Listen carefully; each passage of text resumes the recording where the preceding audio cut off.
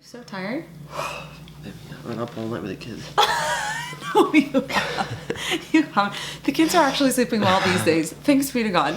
We're back. We're so happy to be here. We've been working a lot on my new series for engaged women, navigating engagement. Daniel did so much of the back end and the tech and all of that. He built out the whole website. I did all the writing and all the creating. We've been so overjoyed to hear from so many brides-to-be who are in the course, who are enjoying it, who are on chapter 3, chapter 6, and even completing and leaving reviews on that. So if you want to visit navigatingengagement.com, I'll leave that link down below if you haven't heard about that yet. I also want to thank my patrons, all of you. Oh my gosh, I'm so grateful for you. You are the ones that make filming videos like this possible. My patrons have kept my home ministry going in a lot of different ways since the pandemic hit, and I'm so grateful for that. So if you want to join me on Patreon, I'll leave that link as well. Anyway, today we're talking about ultimatums in dating. For those of you in the dating world, we wanted to address this because I get a lot of messages about this, and we've been through experiences like this with friends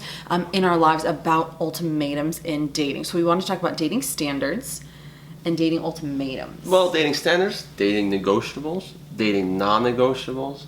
Those are your dating standards. Yeah, but there's like I separate the two, and then your ultimatums. So. Yeah. So I hear from a lot of women, and there was one experience I had in my life where a friend of mine was a smoker, and he had been dating this woman who ultimately had said, I do not want to be married to a smoker. And so she said, I will not continue to date you unless you give up smoking. And that is an ultimatum. She said, I don't want to marry a man who smokes. And so the question has arisen for so many women in these different scenarios. Like, is this fair?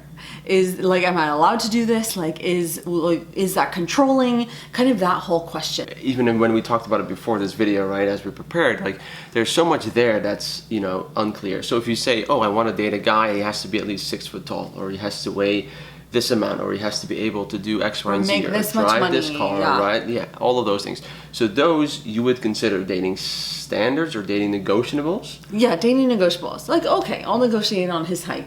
Some people make those their non-negotiable, superficial things, which is not ever a very wise thing to do. I mean, they can be negotiables, right? But they can be ultimatums, right? Because I think the main thing is something can only be an ultimatum if it actually will impact your life and impact your marriage, right? So will someone's height impact your life and impact your marriage? Maybe in regards to getting the cereal off of the top shelf, but not really, it's not going to actually... Your commitment to one another. Exactly, impact your life in that sense. So stuff like that, someone's hair, all of these different things, or superficial things that are, you can have them as your dating standards. And again, you can do whatever you want, right? Totally. But those aren't really, non-negotiables or negotiables or ultimatums, at least in my perspective and our perspective, I would say. Right. But when it comes to non-negotiables, those are the things that say, I would not marry a person who is or does X, Y, or Z. So I'm not even going to start dating someone who does X, Y, or Z or is X, Y, or Z. Yeah, and that's where it becomes tricky, because then grandma comes in at the Thanksgiving dinner saying, oh, why don't you just go out with this guy? And he doesn't, and while you say, for instance, you want to have a guy of a certain faith. So let's say you and I started dating and I wasn't Catholic. Right. And things, were going along great, but then you realize, well, I really want a guy that would be Catholic, or I should say in that scenario. Then you say to me, I really want a guy that's Catholic. So then let's say I start pursuing my faith, but let's say I don't really, I don't really fully commit to it, blah, blah, blah. Then you make an ultimatum, right? And then you would say, hey, listen, if you can't do X, Y, and Z, then it's not worth pursuing this relationship and continuing it. Right. That's how you and do it's it. Not even about you, it's about me to say, I get the personal choice. I want that for you. Right? I do not wish to be married to a man who is not Catholic for my own heart and in my own life, And I get to say that. I don't say, and right, this is where it gets tricky, because it's like, oh, is this controlling? Oh, is this manipulative? Like, oh, well, you have, in order to keep dating me, you have to become Catholic, or whatever it is. That's where it's really important to have people walking alongside you in relationships, wise people guiding you. For some people, it might be a controlling thing. It might be a manipulative thing. If I had a best friend, Sally, right, that you absolutely couldn't stand, and you're like, I will not keep dating you if you remain friends with Sally. Right? Maybe that's a reasonable thing based on Sally's behavior if she is, as a friend. Well, yeah, again, I think before you go down that track, I think that comes back again. Does this impact our life and impact our marriage? Say she's doing things that, you know, are a bad influence on us or kids or you or whatever it would be. Or just being, you know, emotionally abusive as a friend or whatever. Yeah, exactly. So I think that should be the benchmark to say, like, to set an ultimatum. Like, again, does this impact your life? Does this impact your marriage? So that's why I think wise people are really important to say, well, Ben said it's, you know, me or this or whatever, and to like present that to people who love you, who want to walk with you, for their wisdom and guidance. Yeah. And again, going back to your smoking example really quick, with that, obviously you would say, well, the life, you know, how that affects my life is, obviously there's health things there, there's smell in the house, it's not, you know, kids and all those different things. So that's how you make, Totally. And a lot of people would judge that decision of her to say, you know, it's me or the smoking. I don't want to marry a man who smokes. So I'm putting that ball in your court and you get to choose what you're going to do. A lot of people would say, oh, but love is more important than that. And, you know, this and that. But I think that comes back to the reality of the personal choice of marriage. Mm-hmm. How personal that decision is. People could have 1 million opinions on who you date, whatever. And I wrote a post about this on Instagram a while ago about how everyone says, oh, you should be more open, or oh, you should do this, or you should do that. They're not going to be the person in your marriage. They are not going to be married to this person that you commit your entire life to. They're not going to share all those meals with that person. They're not going to possibly raise children and make millions of parenting decisions with that person. We'll probably make millions of parenting decisions over time. You will. Every person gets to choose. There's a hard line here for me in my dating relationships, or even you're engaged, right? And I talk all about this in my engagement series, is in the discernment of marriage with the person that you're engaged to. Maybe something does come up and you're like, I didn't realize that this was a non-negotiable for me until now. And you have to search through that and dig into that because of the permanence of the marriage commitment. Yeah, and I think with that as well, I think it all comes down, like you said before, this is your decision. I'm not imposing a decision on you. You're just saying, for me, how I want to move forward, this is a decision for myself. So I give you the option to do with it as you please.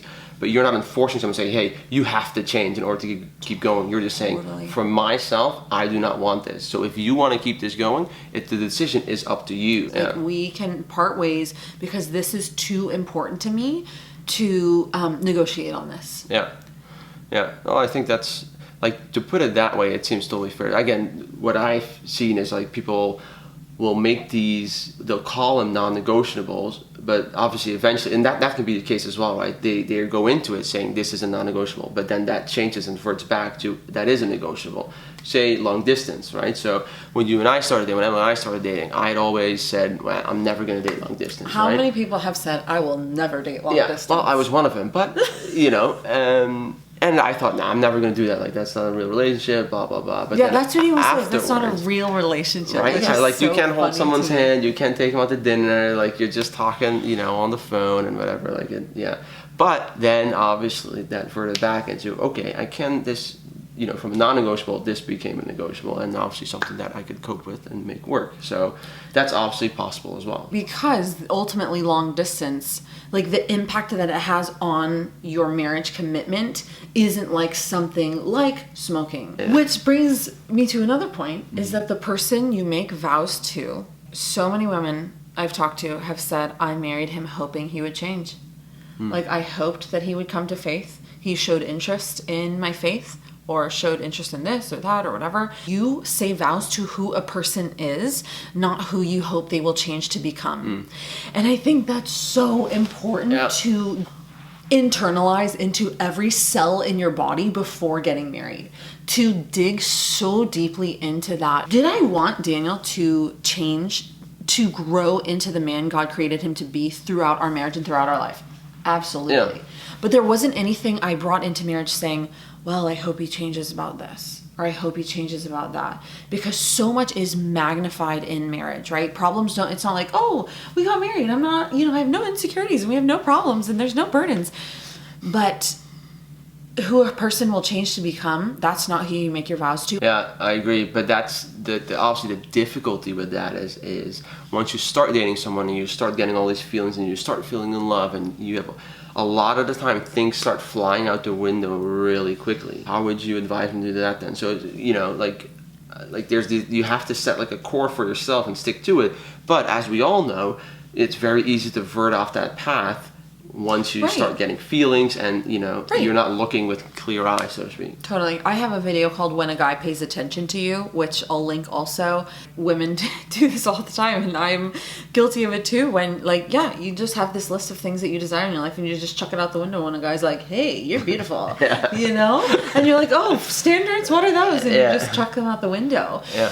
It is so important comes into community and having people to guide you and walk with you in your life, to look at these things deeply, really to do soul searching about those things in order to make wise decisions if you are going to decide to get married. Yeah, I agree. Because that's often you hear stories, right, that people will say they have all these close friends and the friends are kind of saying, hey, maybe you shouldn't do this, or maybe this isn't what you set out for yourself, and then they kind of push them away, but then after the fact they come back and say, yeah, I was wrong. Listen to the people who love you in your life. I have had so many friends, even friends who are engaged to men, that their family came to them and said, we love you so much and we just want you to know everything that we see. What is the saying? Love is blind, but your neighbor isn't. Because the third party can see things that you can't. Yeah, and just objectively. Yeah. Objectively. And we as women can be emotional, right? Men are emotional too. I'm not going to get into that. But we as women can really be blinded by our feelings, by our desires to be loved, by our desires for marriage, right? And that fear of oh my gosh, if I let this man go, who will ever marry me? How will I ever find anyone ever again? I'm so afraid I'll never find anybody else. Listening to the people in your life is so important. Ultimately, as we've shared many times, the depth of the marriage commitment is so important. Every single night we sit across the table from each other, and it's just us with the boys, right? And we are making decisions together day in and day out. 6 years and 3 months later, here we are. And I just really hope for a revolution of making wise marriage decisions, that people would really do a lot of soul searching and dig really deep before making that commitment, because our world acts like that commitment is however long you want kind of thing. Yeah, exactly. You can, make it, and then, it's not a permanent thing, right? Right. It's not. That it's just kind of an agreement, and if you want to exit the agreement, that's fine, and that's it's broadcasted all over the media with celebrity marriages and this and that. But my hope is to help, and that we can help guide people in making wise marriage decisions for sacramental marriages that last till death do us part. Yeah, and to look objectively at things and to, honestly and truly discern, marriage as well, and not go off of, feelings and subjective things that, can obviously change over time, but really have it be rooted in Christ and totally, do some real soul searching along the way. And recognizing that it's a choice between the two of you, but ultimately in your own heart of hearts, as an individual, before you get into marriage, you are choosing as an individual, right? He chose to marry me. I chose to marry him. We both wanted to marry each other, but we were both individuals making that a choice on our own before we entered into the unity of our marriage. Yeah. And that was so important, that we each got to do and choose what we wanted to do. It's the free will aspect of life. That's crazy, but cool. I agree. Well, that's all for today. Thank you for being here. Again, check out the links. I'll leave them all in the description, and we'll be back again soon. Bye! See ya.